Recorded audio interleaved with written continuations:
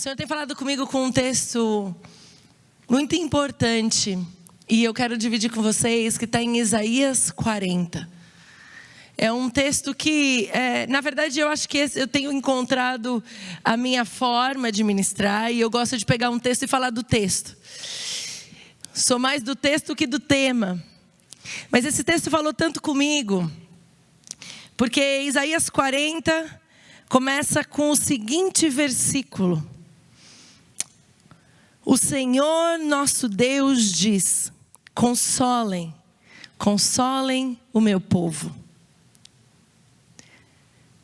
E essa palavra parece que soa no nosso ouvido com muito mais sentido do que nunca antes. Porque consolo é algo que eu e você precisamos em 2020. Com certeza passamos todos por situações em que a gente se sentiu sem esperança, desconsolados. Que parecia que a gente não sabia o que ia acontecer. E eu fazendo aqui uma volta atrás aqui. Não sei se é assim que fala, volta atrás. Uma retrospectiva. Eu lembro de alguns momentos em que a primeira palavra que vinha na minha boca era: o que vamos fazer? Como vai ser? E agora? Porque as notícias que chegavam para a gente eram assim. Eram notícias de desconsolo. E a gente ficou perdido. E eu sei que eu tenho falado, toda vez que eu subo para pregar, eu falo de novo. Mas é porque isso é o que está acontecendo dentro de mim. Então eu estou aqui para compartilhar o que está acontecendo dentro de mim. E se for bênção para você, eu agradeço a Deus. Consolem, consolem o meu povo. É assim que começa o Salmo 40. Se a gente lê o livro todo de Isaías, ele é dividido mais ou menos em 3 partes. A primeira parte do capítulo 1 ao 35 é profético. Então Isaías está dando profecias. E o tema é condenação. Ele está falando o que vai acontecer para o povo que decidiu virar as costas para Deus. A segunda parte, do 36 ao 39, é histórica. E fala sobre o que aconteceu com o povo naquele período, mas no versículo, a partir do capítulo 40, o texto é messiânico e ele fala de consolação, ele fala de esperança, ele fala de que apesar de tudo isso, existe um bom futuro. Quem está precisando de um bom futuro? Amém. Eu estou precisando de um bom futuro. Deus sabe que nós precisamos de consolo. Em 2 Coríntios 1, de 3 a 4, a palavra de Deus diz assim: bendito seja o Deus e Pai do nosso Senhor Jesus Cristo, Pai das misericórdias e de toda consolação, que nos consola em todas as nossas tribulações, para que com a consolação que recebemos de Deus, possamos consolar os que estão passando por tribulações. E é maravilhoso porque essa manhã eu testemunhei isso, quando a gente recebeu a notícia de que o Rubens tinha escolhido por Cristo e decidido se batizar hoje. Nunca é tarde, ainda dá tempo, ainda tem água aí. Se alguém quiser se batizar, hoje é dia. Dá tempo? Não dá? Dá tempo, né? Dá. E o que eu ouvi foi o testemunho do Moisés que falou: eu sei o que eu vivi, eu sei a consolação que eu recebi. E essa consolação eu derramo sobre você e eu sei que você vai viver essa consolação. O que nós vemos aqui são pessoas que têm recebido de outros, têm recebido consolação do céu, então recebe na sua vida e fala: eu quero esse Jesus. E é de novo, é por isso que a gente existe, é por isso que a igreja existe, é por isso que nós estamos aqui nesse dia de batismo. Jerusalém precisava de conforto, Jerusalém precisava de consolo. Eu e você precisamos de consolo, porque talvez você sim tenha uma vida perfeita, mas eu gosto de enfatizar que eu não a tenho. Não tenho uma vida perfeita, nada perfeita. A gente lançou algumas semanas atrás o podcast do Vida Coffee. E a gente bate um papo entre amigas e a gente fala muito do que está acontecendo no coração. E um amigo perguntou para mim: você não tem medo do que as pessoas vão pensar se você está falando assim tudo? Tipo, você só fala. Eu falo: não, mas essa é a verdade. Porque Onde abundou o pecado, superabundou a graça. Onde eu sou fraca, Ele é forte. Então, eu não preciso ficar escondendo os meus problemas. O que eu quero dizer é, onde eu não posso, o Senhor pode. E se Ele disse que Ele ia fazer, Ele vai fazer. Então, se Ele pode fazer na minha vida, Ele pode fazer na sua. E esse tem sido o nosso desejo, de encorajar uns aos outros a viver isso. A primeira parte, quando a gente vai vendo nesse texto, eu vou ler um pouco mais com vocês. Isaías 40, do 3 ao 11, diz assim: alguém está gritando, preparem no deserto um caminho para o Senhor. Abram ali uma estrada reta para o nosso Deus passar. Todos os vales serão aterrados e todos os morros e montes serão aplanados. Os terrenos cheios de altos e baixos ficarão planos e as regiões montanhosas virarão planícies. Então o Senhor mostrará a sua glória e toda a humanidade o verá. O próprio Senhor Deus prometeu que Ele vai fazer isso. Tem caminho tortuoso na sua história, tem vale, tem montanha, tem lugar que está precisando aplainar. O Senhor prometeu, Ele vai cumprir. O que é maravilhoso da palavra de Deus é porque Isaías não está falando isso. E eu queria te advertir, cuidado de não pegar um texto e achar que aquele texto é todo para você quando você não lê o que está escrito antes. Então vai lá e lê tudo que o povo já tinha ouvido a respeito do pecado do povo. Porque o consolo existe depois que há consciência do pecado. Nós precisávamos de razões para ser perdoados porque os nossos pecados tinham sido perdoados. O consolo vem, o primeiro consolo que nós recebemos é sobre isso. É que a guerra já tinha acabado. O versículo 2 diz assim: Ele cumpriu a sua sentença, os seus pecados foram removidos, perdoados. A guerra ainda estava acontecendo, mas Isaías, de uma forma profética, diz: olha, você está vendo a guerra, mas a guerra já acabou, porque quem diz que a guerra acabou? Sou eu. Tem guerra, está passando por guerras. 1 João 4:4 diz assim: filhinhas, vocês são de Deus e os venceram, porque aquele que está em vocês é maior do que aquele que está no mundo. Amém? Tinha uma guerra acontecendo. A guerra não estava resolvida, mas Isaías está falando para o povo: presta atenção. Eu já estou dizendo que já acabou a guerra.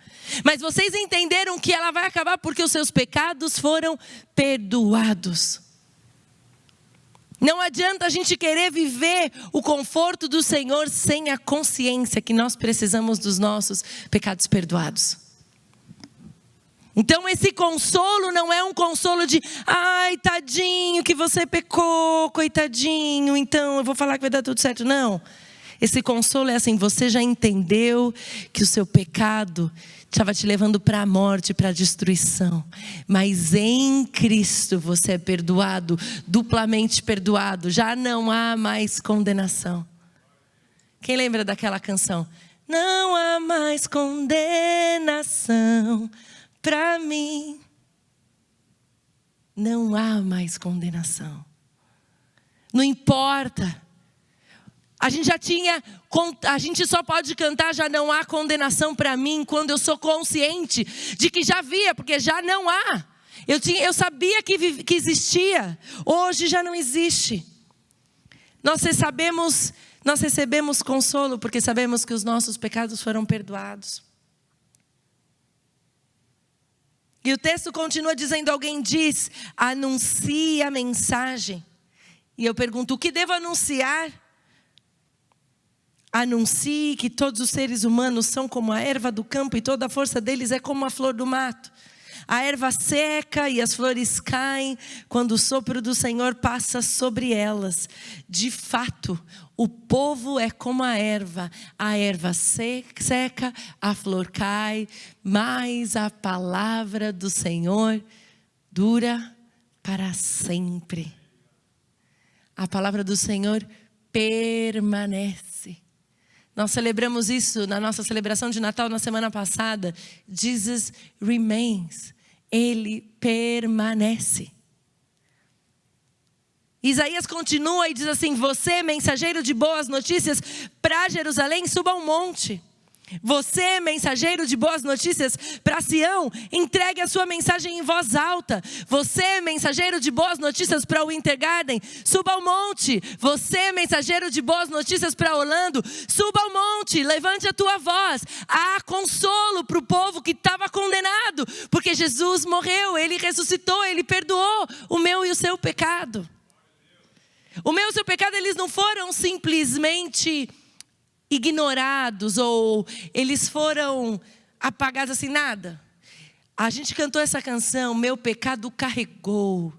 Jesus carregou o meu pecado. Alguém pagou o preço. A dívida não foi tirada assim, ela foi tirada para você, mas Jesus pagou o preço.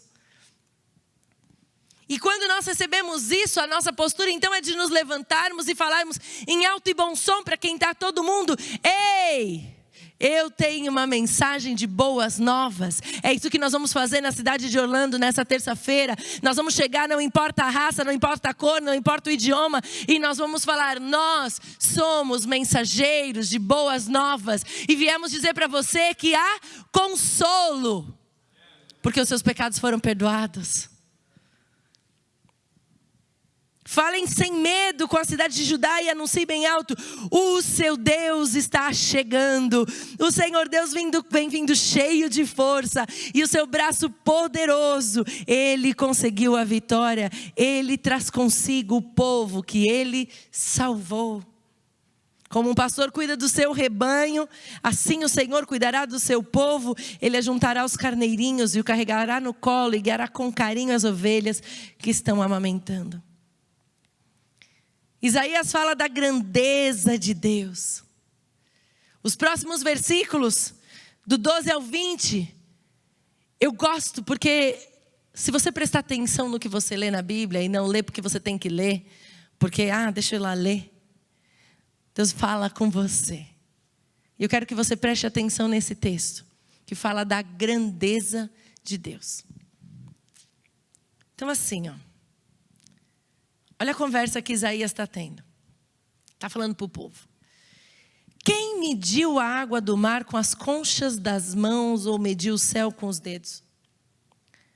Quem, usando uma vasilha, calculou quanta terra existe no mundo inteiro, ou pesou as montanhas e os morros numa balança?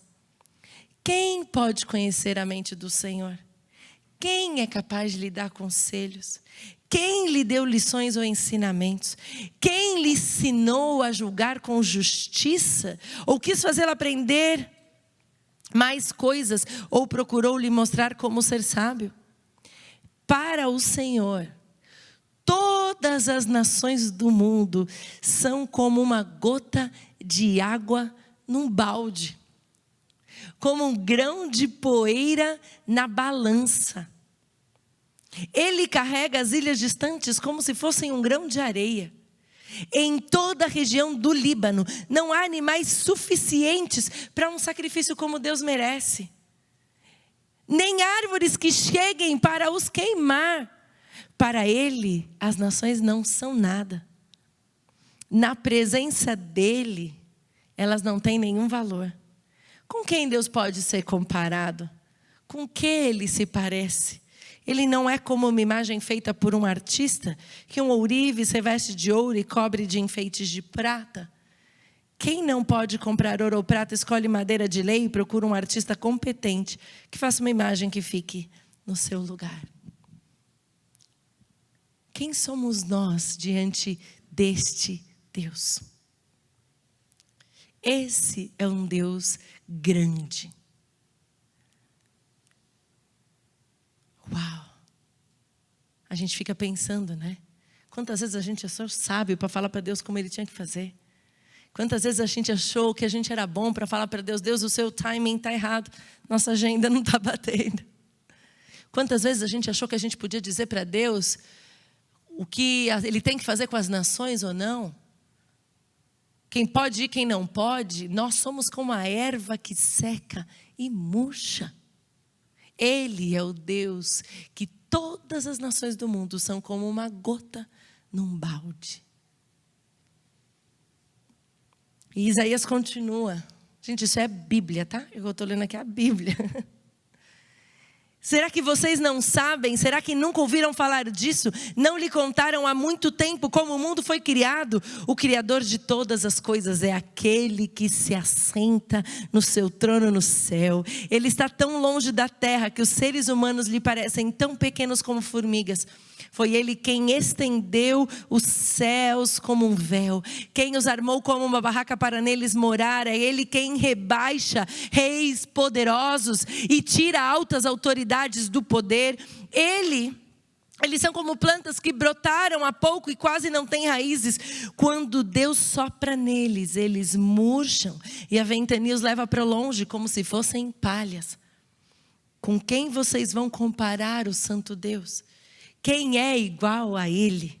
Olhem para o céu e vejam as estrelas.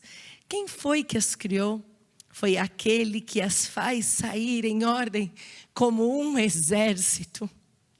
Ele sabe quantas são e chama cada uma pelo nome. A sua força e o seu poder são tão grandes que nenhuma delas deixa de responder. Ontem à noite, quando nós chegamos em casa, à tarde, e nós olhamos para o céu, e o céu estava bonito, e eu conseguia ver as estrelas. Eu me lembrei quando nós éramos crianças e nós íamos para o sítio, e meu tio é um professor, reitor de universidade, de física, ele tinha um telescópio, e a gente enxergava, lembra das Três Marias? Não sei se tem um nome científico para aquilo, mas quando eu era criança chamava Três Marias. E eu via as Três Marias lá. Falei, Senhor, eu estou tão longe de onde eu nasci. Mas é o mesmo céu. As mesmas estrelas que o Senhor conhece pelo nome. Ele não só as conhece, mas Ele as chama. Ele as chama e elas respondem. Isaías está falando para aqueles que dizem crer e conhecer a Deus, mas as suas obras, porém, vivem de forma ateísta. Quantos de nós falamos que conhecemos a Deus, mas vivemos de uma forma como que se não o conhecêssemos? Quantos de nós estamos pedindo consolo para o Senhor, mas o nosso relacionamento com o Senhor é de longe? Ele hoje conhece o teu nome, te chama pelo teu nome e diz, filho, vem.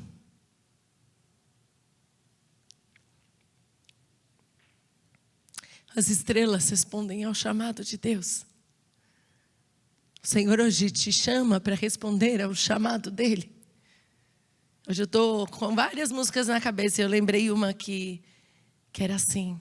A gente cantou a vida inteira onde eu cresci. Vem já,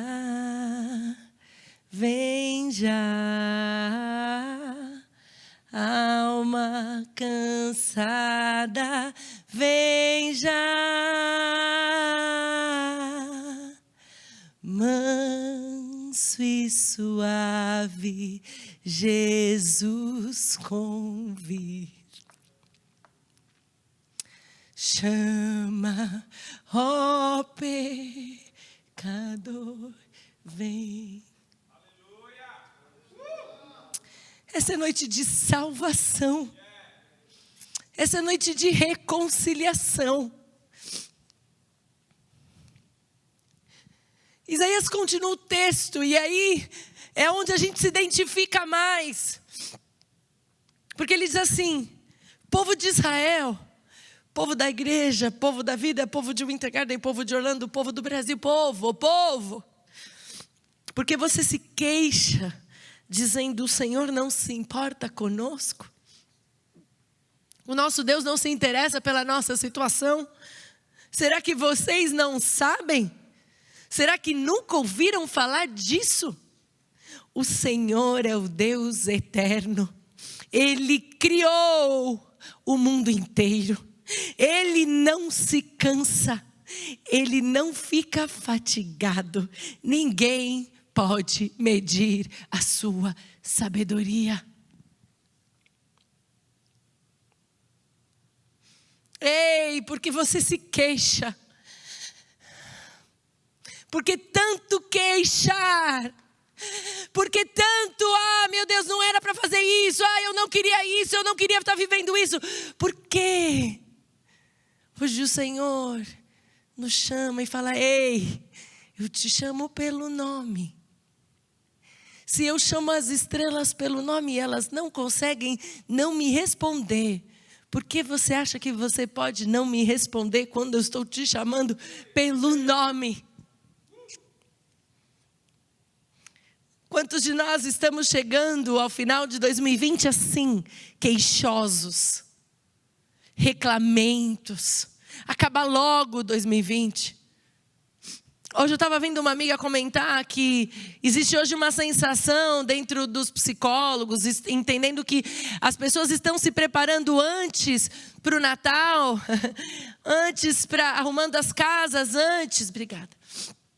Preparando as coisas, ansiosos para que chegue o Natal, ansiosos para que chegue o Ano Novo, como se mudar de 31 para o 1 fosse mudar alguma coisa dentro da sua vida. Mas o que Jesus está falando é: vem hoje, para de se queixar hoje, porque há consolo para aquele que recebeu o perdão do Senhor, há consolo para aquele que recebeu o pecado perdoado. Há consolo. Consolem o meu povo. Sabe qual que é o consolo do Senhor? Isaías 40, de 27 ao 31. Aos cansados, Ele dá novas forças. E enche de energia os fracos. Até os jovens se cansam e os moços tropeçam e caem. Mas os que confiam no Senhor recebem sempre novas forças. Voam nas alturas como águias, correm e não perdem as forças, andam e não se cansam. Amém? Essa mensagem de consolo tem dois primeiros objetivos. O primeiro são os cansados. Os cansados são pelas dificuldades da vida. Você não acorda cansado, mas você vai ficando cansado.